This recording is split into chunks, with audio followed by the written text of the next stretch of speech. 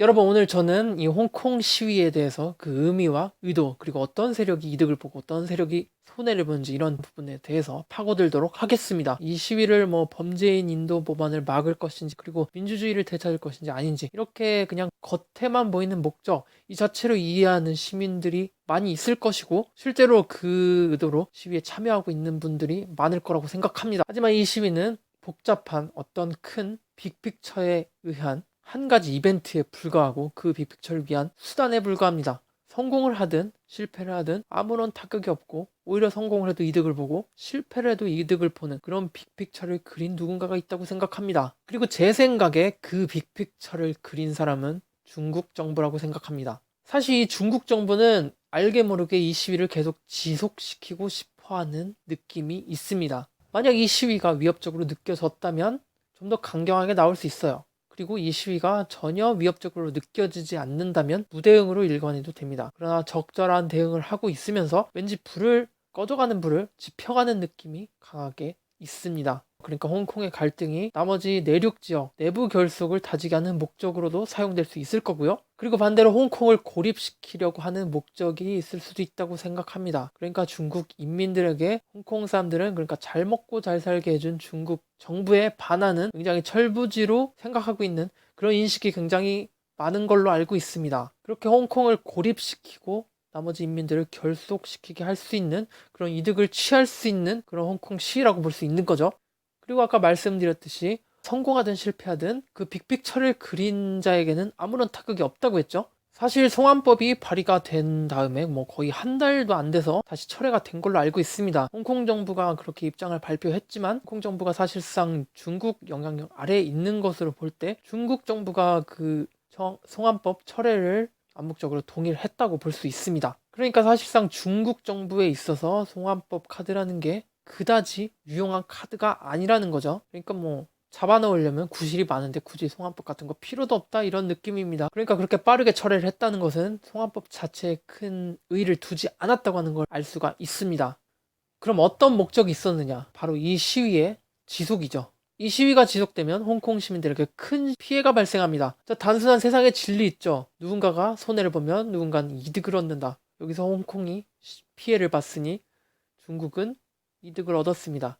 여기서 천천히 홍콩이 어떤 피해를 받고 중국이 어떤 이득을 보는지 말씀드리도록 하겠습니다. 첫째로 홍콩 사회가 불안정해진다는 건데요. 이전에 우산혁명에서도 알 수 있듯이 그때도 뭐 인구의 3분의 1이 넘는 사람들이 시위를 했던 걸로 알고 있습니다. 그러니까 사회인들이 일을 안 하고 그리고 학생들이 학업을 포기한다는 의미가 됩니다. 뭐 완전 포기는 아니겠지만 중단한다는, 그러니까 마치 우리나라 80년대 같은 느낌이 있는데요. 이렇게 일을 안 하고 뭐 학업을 중단한다면 홍콩 시민들의 질적 수준 악화를 불러옵니다. 그러니까 홍콩 미래를 이끌어 나갈 지금 젊은 세대들은 공부를 못해서 수준이 낮을 가능성이 높다고 볼 수 있는 거죠. 뭐 확실한 건 아니지만요. 뭐 민주주의는 되찾을지 몰라도 공부는 안 했으니까요. 지금 이 사회적 혼란으로 홍콩 증시가 많이 떨어져 있고, 그리고 이 홍콩 증시 폭락은 홍콩 경제 수준에도 많이 타격을 입힐 수 있게 됩니다. 돈이 없어진다는 거 아주 큰 타격이죠. 실제로 이 시위를 가장 좌불안석으로 불안하게 바라보고 있는 사람들이 홍콩의 부자들입니다. 제발 이 홍콩을 불안정하게 하지 마라. 내 돈이 점점 줄어들고 있고 주식 가치가 줄어들고 하루에도 몇백억씩 자산이 줄어듭니다. 그렇게 홍콩의 가치는 폭락하고 있습니다. 하지만 여기서 중요한 점은 홍콩의 가치를 떨어뜨린 적이 외부인이 아니라 자신들 스스로였다는 거죠. 자, 이렇게 홍콩 시위를 통해서 홍콩이 엉망진창이 되어가는 것을 보았습니다. 그리고 이 홍콩이 엉망진창이 되고 가치가 줄어든 것이 중국 정부에게 이득이라는 것도 알았습니다. 자, 그럼 이걸로 중국 정부는 어떤 이득을 챙길 수 있을까요? 그러니까 몇십 년 뒤에 있을 이 2047년에 홍콩 일국량제를 유지할 것이냐 폐지할 것이냐, 이것을 당연히 중국 정부는 유지하고 싶지 않겠죠. 그러니까 그때를 위한 빅픽처를 미리부터 그리고 있는 겁니다. 그렇게 홍콩 시민들을 감정적이고 분노를 표출하게 해서 통제 불가능한 상황으로 몰고 가서 강압적인 통제가 불가결한 그런 상황으로 만들어 가서 그런 통제를 정당하게 만드는 그런 빅픽처를 그리고 있는 겁니다. 아무래도 뭐 사회주의와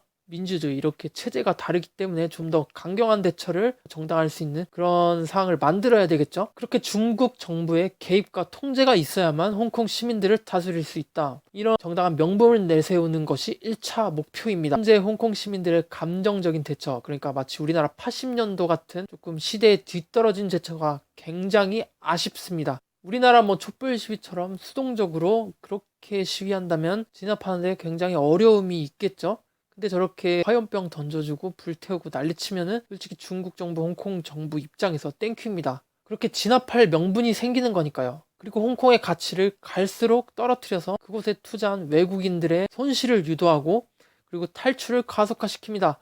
그래서 홍콩이 점점 혼자서는 자립할 수 없게 만들고 있습니다. 그러니까 홍콩을 자꾸 불안정한 이미지로 각인을 시킵니다. 뭐 몇 년 전에 우산혁명 있었고 지금도 송환법 반대 시위, 그리고 앞으로도 몇 년 뒤에 또 시위가 또 있을 겁니다. 이 시위가 잠잠해진다고 하더라도요. 그렇게 된다면 홍콩에 관심 없는 외국인들에게는 이 홍콩을 점점 불안정한 곳으로 바라보게 되겠죠. 돈을 날릴 것 같아서 우려스러운 외국인들의 투자와 유입이 차단된다면 중국 정부에게 더더욱 유리한 상황이 됩니다. 그게 바로 11월 11일의 경찰 발포와 그리고 그에 따른 증시 폭락입니다. 전 세계 사람들에게 홍콩에 투자하는 건 위험하다고 느끼게 해줘야 돼요. 그리고 이렇게 정말 시위를 계속해주면 아까 말씀드린 대로 홍콩 시민들의 질적 수준이 점점 하락하게 됩니다. 공부를 때려쳤으니까 좋은 직장에 갈 확률이 낮아지는 거고 소득 저하를 불러오게 되는 겁니다. 그렇게 소득이 감소한다면 여가 활동이라든지 자기 개발보다는 일만 하는데 급급하는 그런 삶이 유지되게 되겠죠. 이렇게 홍콩을 조금씩 무너뜨려서 홍콩을 점점 아시아의 허브가 아니라 아시아의 허브는 분명히 샹하이로 넘어갈 거고요. 홍콩은 더 이상 중국에게 경제 의존 없이는 자립할 수 없는 상황을 만들어버립니다. 그리고 그게 2047년까지 중국 정부가 계획하고 있는 홍콩 작업의 빅픽처라고 생각합니다. 전문가들이 하는 얘기는 47년 이후에도 일국양제는 유지될 가능성이 높고 뿌리 깊은 자본주의가 깊숙이 내려있기 때문에 이거를 순식간에 바꿀 수는 없을 거다 이렇게 생각하고 있지만 저는 그렇게 생각하지 않습니다. 뭐 누가 옳은지는 그때 가보면 알 것 같고요. 아쉽게도 홍콩은 그 전략에 말려든 느낌입니다. 뭐 스스로 인권과 자유, 민주주의를 되찾으려고 하고 있지만 스스로를 붕괴시키고 있어요. 자유고 인권이고 뭐고 뭐 일단 그걸 추구하려면 돈이 있어야 됩니다. 중국이 그렇고 한국이 그랬어요. 먼저 부유해지고 나서 그 다음에 인권을 찾기 시작했어요. 경제력이 없는 나라에서 인권은 보장받기 어렵다는 사실 여러분도 알고 계실 겁니다. 이렇게 점점 홍콩의 경제력이 하락한다면 그것은 홍콩의 인권은 보장받을 수 없게 된다는 것을 의미합니다. 지금은 뭐 그냥 경제적 수준은 아직 있고 그냥 정치적으로 자유를 보장받고 있지 않은 그런 수준에 머물고 있지만 경제적으로도 풍족하지 않은 상황이 계속 지속된다면 정말 정치적 자유 이런 거 아무것도 아닙니다. 12시간씩 일을 해야 될 수도 있어요. 정말 그 사회가 돈이 없기 때문에 12시간씩 일을 해야 되는 거죠. 돈이 없으니까 인권이 강제적으로 강탈당하는 거죠. 사실 이 홍콩 시위를 홍콩 시민들이 해외에 알리는 걸 보면 그리고 독재에 저항한다 이런 것만 보면 이게 한국 과거사와 많이 닮았다는 의견이 좀 있습니다. 뭐 시위를 해외에 적극적으로 알리려고 하는 거는 이게 우리나라 일제 식민지 시절이 생각나기도 하고요. 현재 상황 자체만 보면 80년대가 떠오르기도 합니다. 하지만 당시의 조선 민족이 일본의 민족과는 전혀 다른 민족이어서 한 나라였지만 두 가지 민족이 있는 상황이라서 민족 자결주의의 지지를 받을 수 있었던 그 당시 시대와는 달리 홍콩과 중국은 같은 민족입니다. 똑같은 한족이라는 거죠. 일단 민족이 같은 데다가 국적도 같다 보니까 뭐 해외에서 공감은 해줄 수 있을지언정 지지를 하거나 정당화를 할 수 있는 명분은 너무 그러니까 우리나라와 비교해서 부족하지 않나 그렇게 생각합니다. 그리고 뭐 80년도의 한국과 비슷하다 이렇게 말씀하시는 분도 있는데 저는 좀 다르다고 생각합니다. 대한민국 정부는 미중러일 그러니까 강대국 4개국의 눈치를 볼 수밖에 없는 상황이었습니다. 그러니까 그 국가들의 비난을 무시할 정도로 국력이 강하지 않았기 때문에 시민들을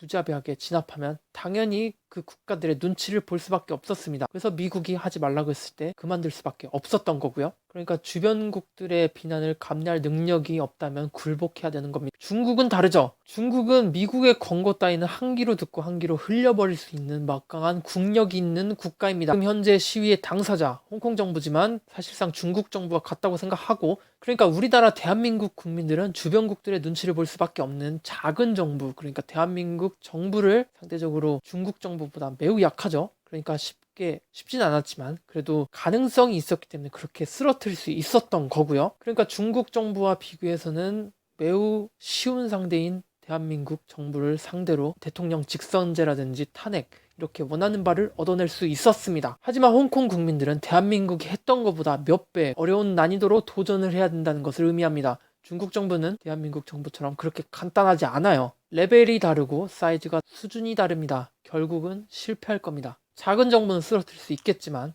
더 강력한 나라의 지지를 받으면 쓰러뜨릴 수 있겠지만 중국은 거의 불가능합니다. 결국 결말을 알 수 있는 길로 걸어가고 있는 시위라고 볼 수 있습니다. 사실 우리나라와 민주화와 홍콩 민주화를 지금 동일선상에서 비교하는 저는 근데 그 부분에 대해서 전혀 납득이 안 됩니다. 우리나라는 수많은 사람들의 피, 특히 광주 시민들의 피가 많이 흘렸기 때문에 민주화를 얻을 수 있었습니다. 근데 뭐 홍콩은 뭐 군대에 의한 뭐 굉장히 잔혹한 그런 일방적인 희생이 있었나요? 뭐 쌍방의 충돌 과정에서 있었던 사건이라고 생각합니다. 정말 광주 시민들은 정말 이유 없이 당했어요. 공격할 의지도 없었는데 말이에요. 그리고 사실 공식적인 사망자도 광주에 비교하면 아무래도 말이죠. 뭐 민주화를 얻으려면 반드시 피를 흘려야 된다. 뭐 이런 의미를 얘기하는 건 아닙니다. 우리 피를 흘리지 않고도 우리나라 촛불 시위처럼 원하는 바를 얻어갈 수 있다면 더 좋겠죠.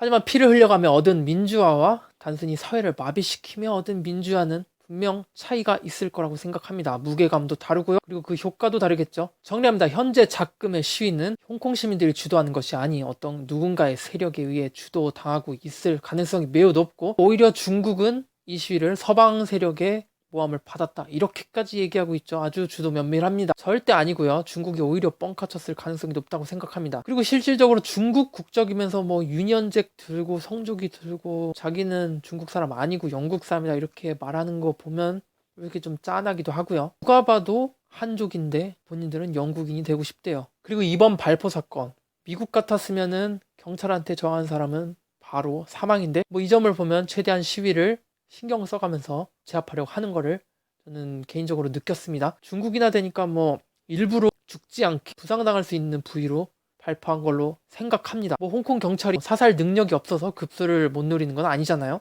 그리고 뭐 발포 한 방에 홍콩 증시 떡락 시위자들이 유리해도 홍콩은 망해가고 있고 홍콩 경찰이 유리해도 홍콩은 망해가고 있습니다.